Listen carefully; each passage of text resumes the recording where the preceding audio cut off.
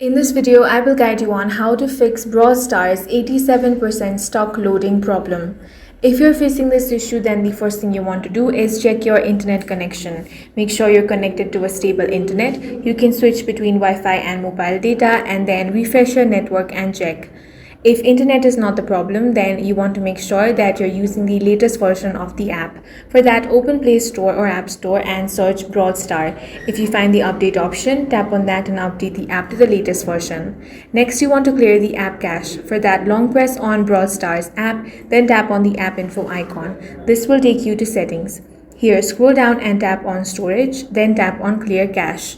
Once that is done, open Brawl Star and check if the issue has been resolved.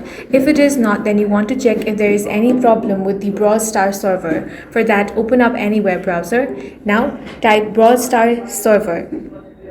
Open any reliable website such as Down Detector. Here, check if there is any server outage. If there is, then you simply want to wait until this issue has been fixed. That's all for this video. If you found it useful, make sure to hit the like button and subscribe for more videos like this.